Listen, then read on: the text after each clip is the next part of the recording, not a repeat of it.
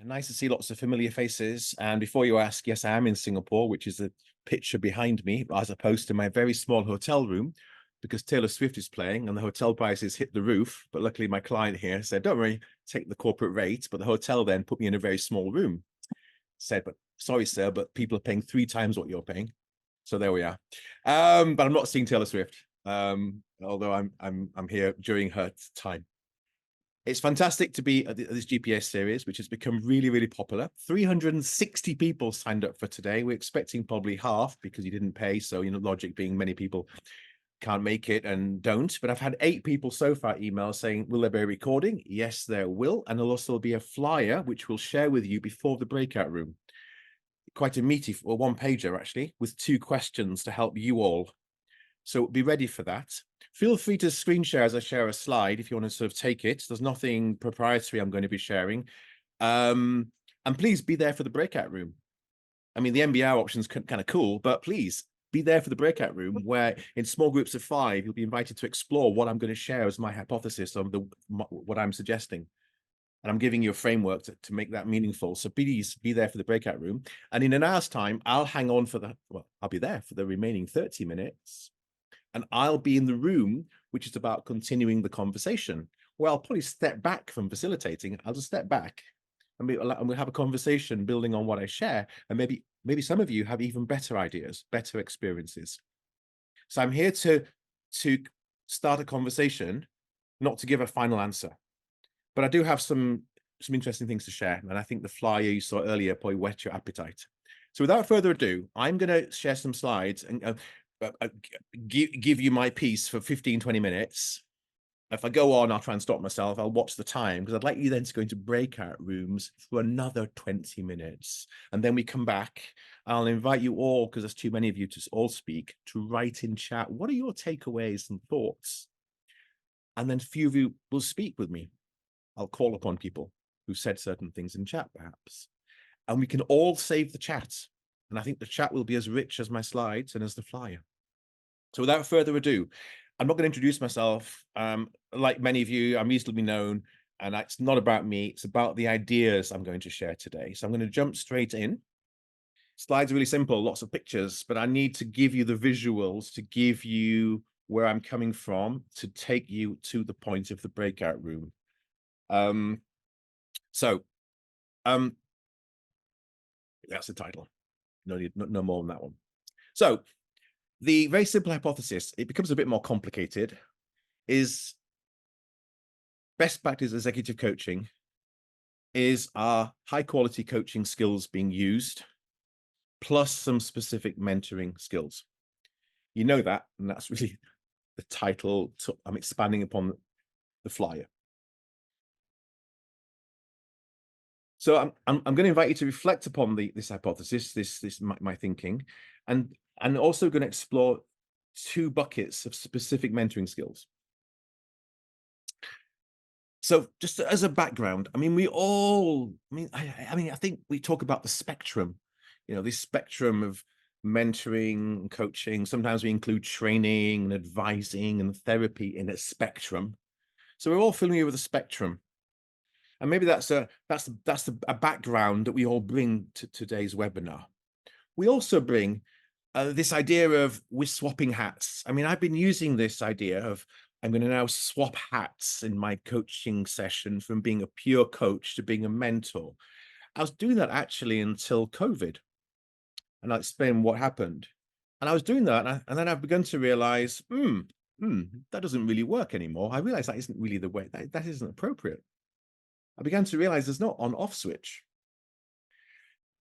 And where did this thinking come from? I was honored to lead the EMCC's EMC Global Mentoring Review in 2018 and 2019. And then things being kind of presented in 2020 as COVID started. And there we realized that the study, dozens of people being interviewed and researched, David Clutterbucks through to many academics, through to many established mentors and university mentoring program managers and corporate mentoring program managers. And we came to this realization that mentoring is a combination of coaching skills plus 2 specific buckets of mentoring skills, being a role model and using one's professional experience. At that time, I felt, that sounds like my executive coaching. So during COVID, I began exploring and watching, and I came to a feeling of, note the size of the coaching box, that isn't best practice executive coaching pure coaching skills for anyone who's also an ICF member, pure ICF coaching skills, plus something else, which for the moment we'll call you being a role model and using one's professional experience. And I, until COVID, had been wearing 2 hats of my work. I had been mentoring young accountants because I'm a fellow of the Chartered Institute of Management Accountancy, and coaching young accountants because that's my former background, but also young managers, mentoring them as part of leadership development programs, and been separately coaching. And I never really brought them together until I began thinking, but isn't this diagram what I think we're doing and I'm doing when we're executive coaching? So I'm going to just go into a bit of detail now. First of all, I'm going to share with you some wording about, this is from the mentoring review, but I just tweaked it slightly to make it more coaching specific. What do we mean by using one's professional experience and being a role model? So if you flow with me for the moment with this thinking,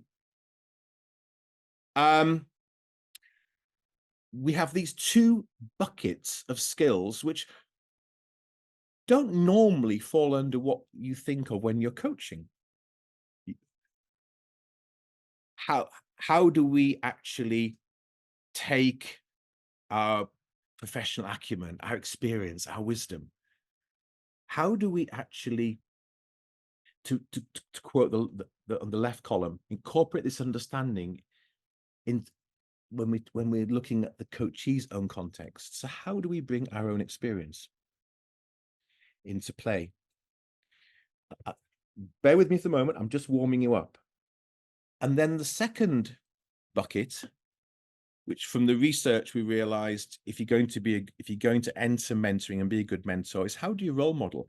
How do you intentionally bring yourself to coaching or mentoring and being conscious of, well, your own style, your own behaviors, the impact that you're having?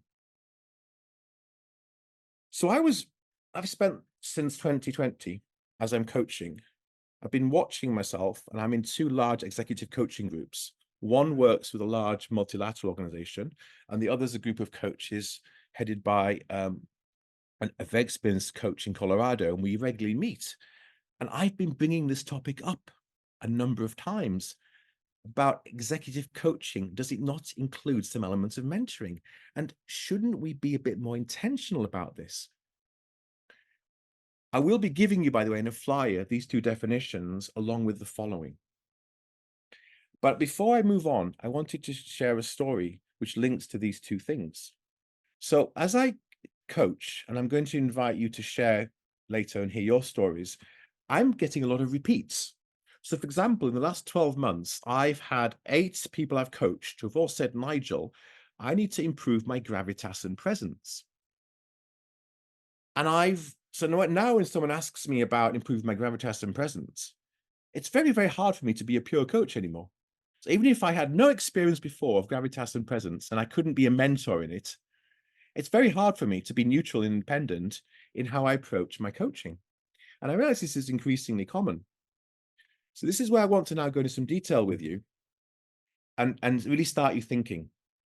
So if you're going to be an executive or leadership coach, or even a life coach, because some of the points apply, if you're going to be a fantastic leadership or executive coach, and you carry with you experiences either of you being in the corporate or government or organizational working worlds, or you've coached so many people that you've spent so often discussing leadership styles, influencing, I'm struggling with the power dynamics in my company. I'm struggling with unconscious bias. I'm struggling with to delegate well. Your head is so full of experiences, which if you're a pure mentor, you can freely share, would not worry about perhaps. How do you bring that into your coaching? So I'm going to now present, I think it's only number 1 and number 2, and there's only 5 bullet points in total. So bear with me, because these are the questions and points I'm going to want you to explore in the breakout room. I'm going to say to you, how do you really bring in the nuances of things you know, but stay within the expectations of being a coach, etc. So the first thing is, number 1, I'm reading what I wrote, okay? But I will add, in the moment, being conscious of what we're passing on and implying to the coachee. What does that mean?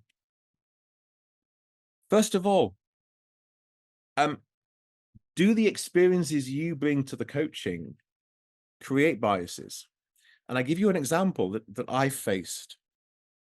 That as I'm coaching someone in the workplace, executive coaching, leadership space, and they bring up an issue, Nigel, I'm really struggling to, receive feedback, or something more complicated. I'm really struggling to kind of deal with complexity in my new role. And I realize, if I'm honest, if I ask myself in the coaching session or afterwards when I'm writing a reflection or in supervision, I've probably got an opinion about that.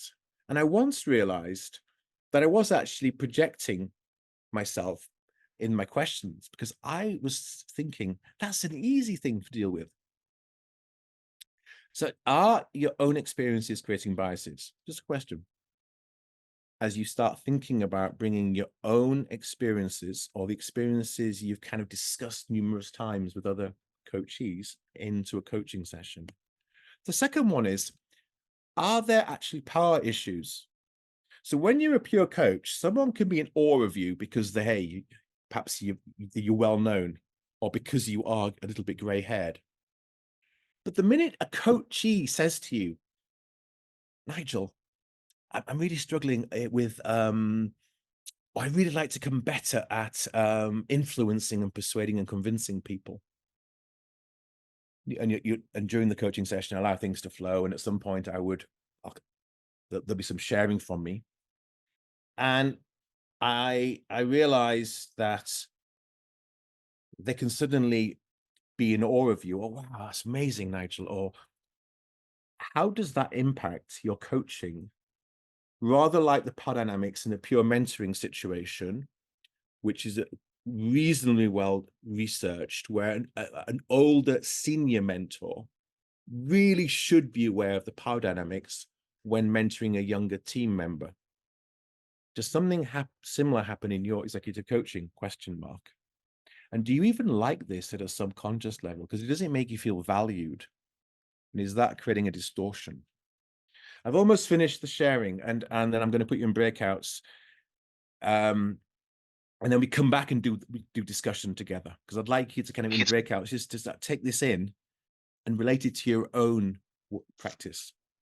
So the second thing is, if you're really going to be an executive coach who's bringing in some necessary mentoring, how do you, in the moment, and be able to judge if, when, and how? So if, do you, when, what moment in the coaching, how, in what form, how do you offer context? Context can be read as responding to where the coachee is. Is it experience? Is it some facts?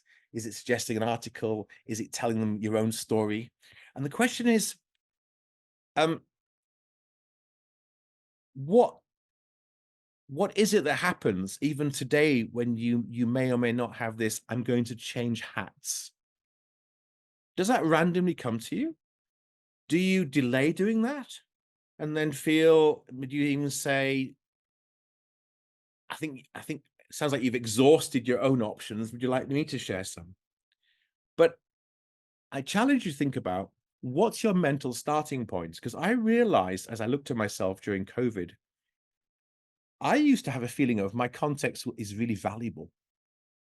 And I realized that's arrogant and that's a bias. So what is it when you share in a coaching session, tips, advice, experiences, stories? Is it where you coming from? Are you kind of thinking this generally might be helpful? Or do you have a stronger feeling? Last but not least, um, to know your own intention of sharing. Are you someone who loves storytelling? So that's how you would intentionally bring things into a coaching. Or do you have a pattern of suggesting alternatives?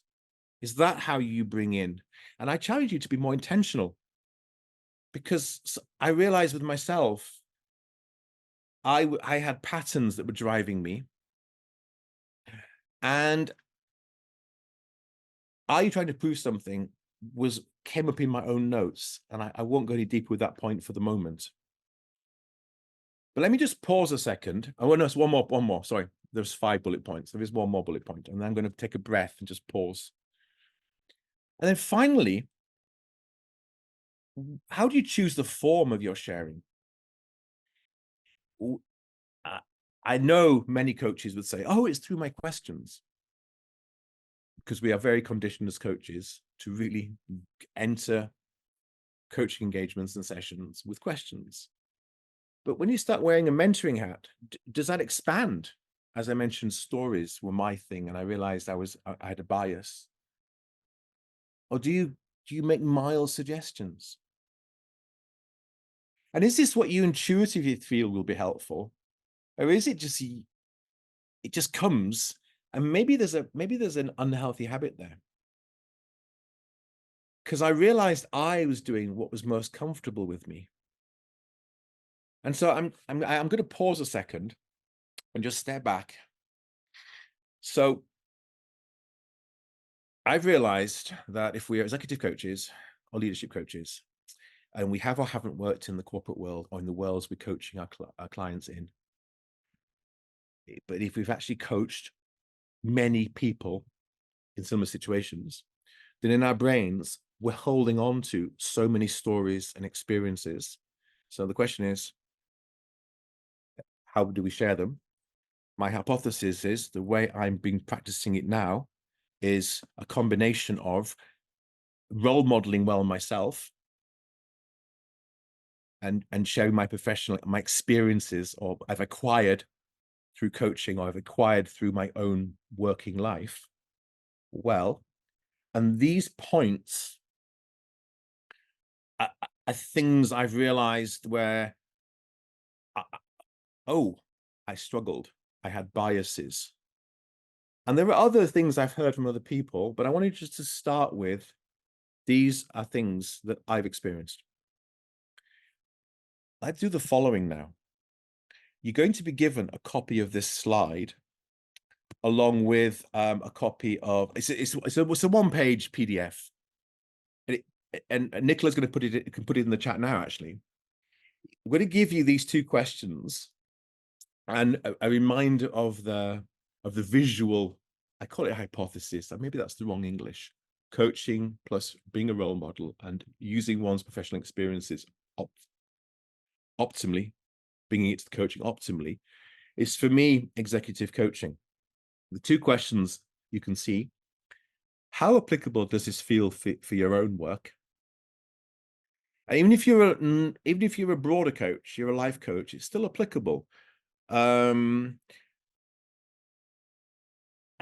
how comfortable are you? How does it resonate with you? How does this slide resonate with you? The content of this slide resonate with you?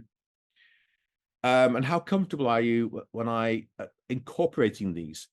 And I think the key is very intentionally. And I'll add an extra point, which is I maintain, if I just can go backwards, that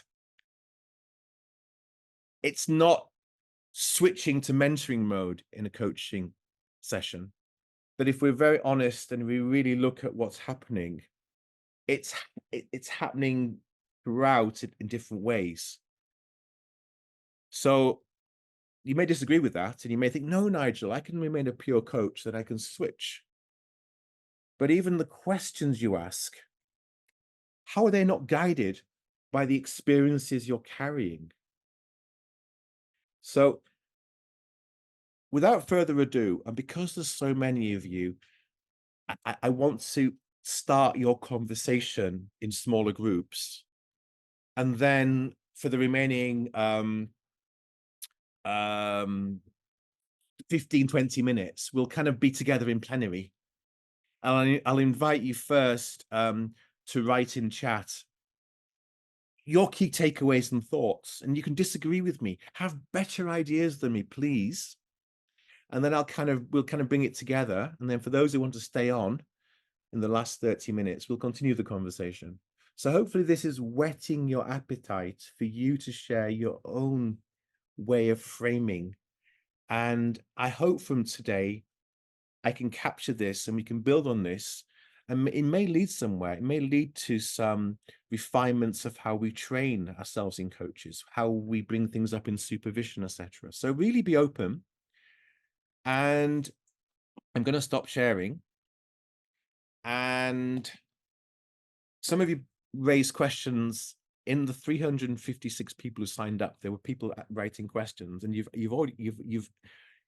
already asked a lot of questions. So I'm going to try and bring some of those in after the breakout rooms as well, but I'd rather be more in the moment.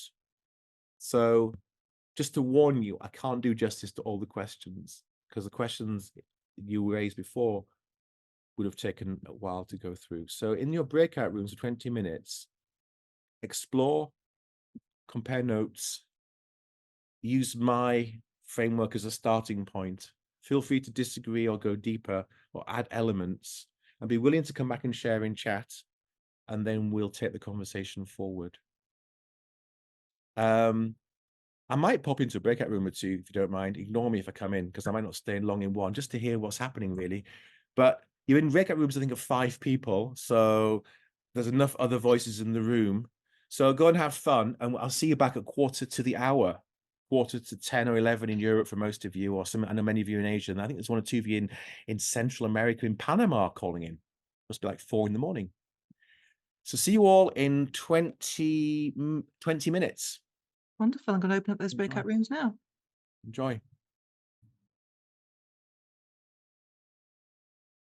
I visited 11 rooms. I heard lots of really interesting discussions, and in a second, I'm going to invite you to write in chat, and then we'll talk together until the hour, and then that conversation will continue for those who want to continue it by choosing a continue the conversation breakout room. I want to stress where I'm coming from here isn't because I want to share my advice. It isn't because I think, oh, I need to share my advice. It's because I realized I'm in coaching relationships, be it with banks, multinationals, some governments, and I'm carrying so much in my head, and it's coming to me, that I wanted to sort of try and frame it.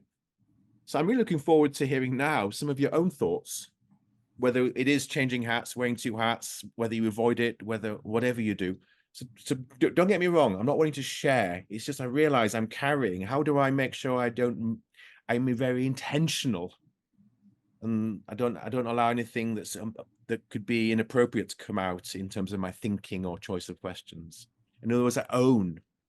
So could you write in chat what tips and advice you have for each other?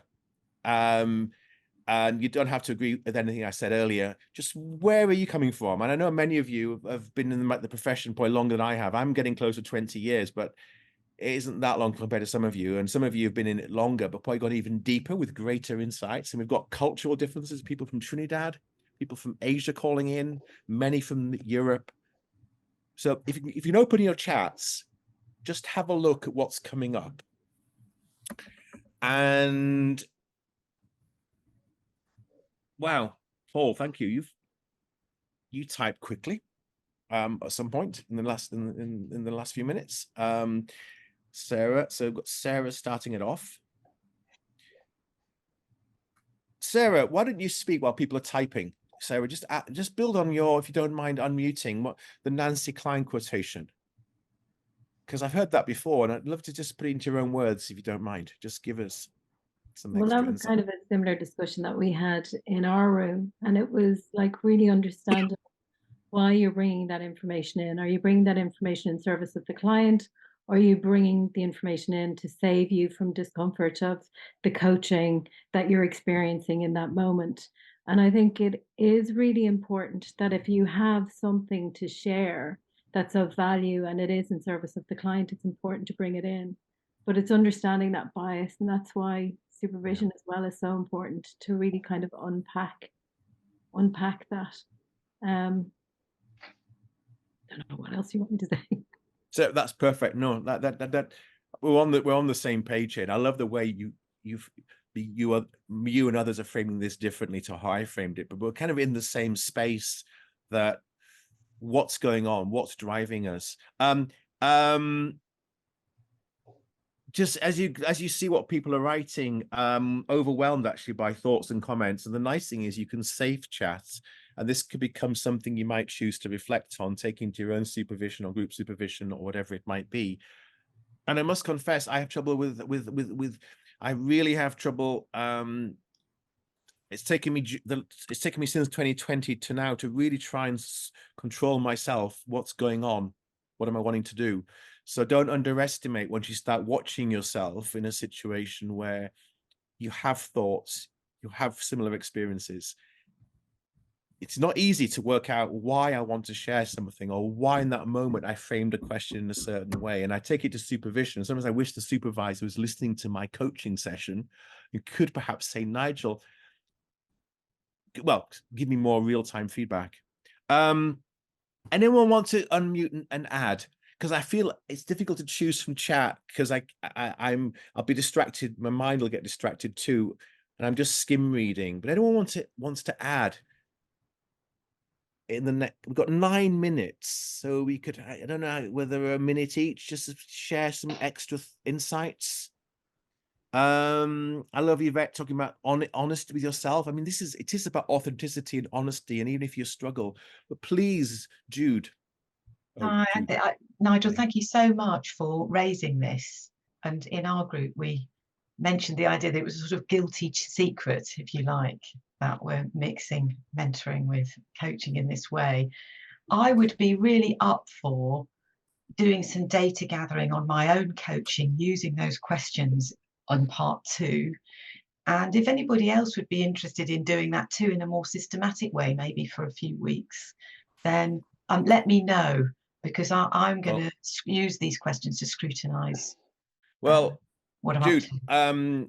I was actually going to say at the end, when we get to the end of the hour, I'm a member of EMCC UK, and they've got special interest groups, but there isn't one for executive coaching, leadership coaching. And actually the president's actually here, Ivan, and Global doesn't have special interest groups as such. So maybe Jude, you could play a lead role there, because there is something here, and I'm happy you sing it. Okay, Baz, thank you, Jude. I hope you had finished, because I'm going to move to Baz. Baz is short for Basil or something else? It's short for Richard. It's a long story. Oh, okay. We haven't got time. Jump in, please, your insight. Yeah, so we were discussing a couple of things in there. One of the things that we put in the chat is the fact that what we talk about as coaches when we say coaching, and what individuals and organizations talk about when they mean coaching, are often 2 different things. And, you know, if you have people who are career coaches or this coach or that coach, then quite clearly you are bringing elements of your experience to it, and almost by definition, it is actually mentoring. And the fact that we make that distinction about, is it coaching or is it mentoring, as opposed to is it directive or is it non-directive, is probably unhelpful to us, probably not as honest as it should be for the clients, and it gets a little bit navel gazing-y, and it makes it more about us and our profession as opposed to the people that we're trying to help, which is possibly a slightly direct way of phrasing it. But I think if you view it in that way, it just brings a different lens on it, because I wrestle with this all the time. Thanks. No, thanks, Baz. And actually, you're bringing up a really valid point, that I was working with a client in the UAE, actually doing some leadership development work, and they have a internal coaching program, but it's really mentoring program, actually. They're wanting people to mentor, but they call it coaching. I think you mentioned that in your group as well, because I passed through your group. That creates a confusion as well. And then I have another client where the global head of HR says to me, Nigel, it's a bank, and Nigel, do what it takes, coaching our global VP, do what it takes. Tell them, coach them, whatever, mentor them, do what it takes. So there's some people just want you to help. And the onus really on us is to just ensure, like the flyer I gave you, well, where are you coming from? Don't treat that as a license to suddenly let your ego go. And if you want us, and then suddenly teach if it's inappropriate. So I think the need for us to know what we're doing, because maybe the program title or what's expected may not be even right. Who else like to jump in and share? And the comments in chat, I mean, I think that Craig, please, they're to be read later, I think, because so much richness there. Craig? I just wanted to share that, like one of the other speakers, I'm super grateful for the space to even have this conversation. I'm also a member of the ICF, and to me, it doesn't feel like that conversation is open or welcome there. So I'm grateful to you, Nigel, for bringing this. And I think what this has got me thinking about is the invitation to reflect on my why for doing it. I work often in organizational sponsored coaching engagements, and they want results, and they want results fast. Now, that may be a narrative I'm holding, but I am always very conscious that we live in an incredibly fast-paced world. And whilst there may be an ideal scenario where the person goes and finds their own answers, is that realistic and is it practical? If I can help them to get there quicker, is it my duty to be doing that? And I fully agree that it's essential that we do the contracting piece effectively upfront. That's what's going to create the permission to go there or not. And how we frame it is, look, I'm willing to offer my own experience for what it's worth.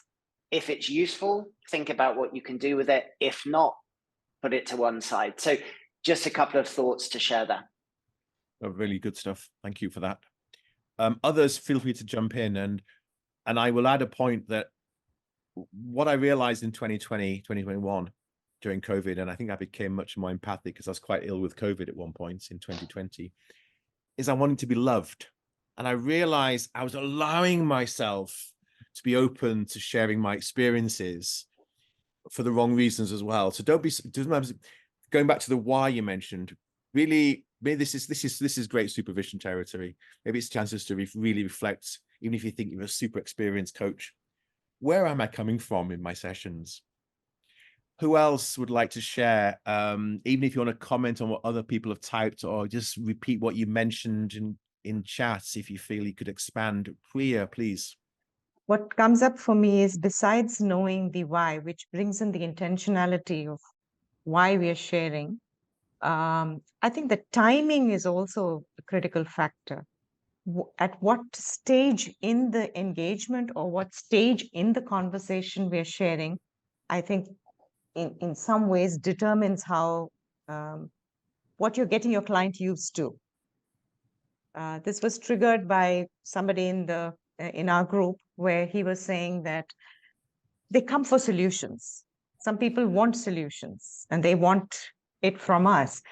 And so setting it up is fine, but if you start by offering it very too early, when they haven't explored themselves, so the timing becomes very critical in what we share and why we share. That's my 2 cents. Thank you. Thank you. I'm conscious of time, and so we have this point on the hour. We take a pause, but we'll continue the conversation with those who can stay on and join that breakout room. But there's Eva. There's Isa put a hand up, then Isa. But then I'd like Sarah Jane Henry to talk about what she messaged me only, I noticed. If you could message everyone with the same point about third generation coaching, you saying what we're discussing is the idea of co-creation. But so Eva first, then Isa, then hopefully Sarah. I will try to be really very quick. So what's important, because I have been coaching large corporate clients, and so a lot of my clients, they have really very high ego. So for that reason, I think it's very important, especially for me, to pay really attention who I've been coaching, so pay attention for their personalities. So which kind of experience they are looking for, which kind of person is in front of me, because I think at the same time, we really have to pay attention who is in front of us, which kind of personality client has. That's all. And it's interesting, Eva, as you said that, because in all basic coaching courses, that's part of it. But as you said it, I had a realization of, I think I'm taking that for granted. So I think we are reminding each other, perhaps it's time just to sort of pause and just reflect on what are our patterns and habits. Was it Isa? Sorry, Isa, briefly. We're going to run past the hour, but after Isa and Sarah have finished, Nicola and I'll close. Then we go into the final nearly 30 minutes. Isa. No, was it Isa next? Isa? Yeah. Isa or Isa? It's Isa. That's why I wrote Isa. Isabel. Isa. Oh. I never know whether I should write it with 2 S's. Yeah, I think the whole point is when you say intentionality, the intention is that at the end, the coachee is fully independent, right? So that when you're doing that, it's kind of a transition or it's part of the path you need to take. And I guess usually the most uncomfortable, for me, many times when I'm most uncomfortable in a session, it's maybe the best session, you know? Yeah. When you need to ask the different questions and when you show what you know more in a question way. But again, knowing that what you want is that at the end, they don't want you mentoring, but they go back to coaching, I guess is what I would say. And even if you're pure coaching, but you're full of life experiences. I have a friend that's a relationship coach. She's been divorced herself a couple of times, and she tells me when someone's going through divorce, it's all through the questions, but she's totally intentional on her questions are based on some things she's carrying and being in the moment. So yes, it can all be through questions, but there's still an element of one's experience coming through. I think you would agree.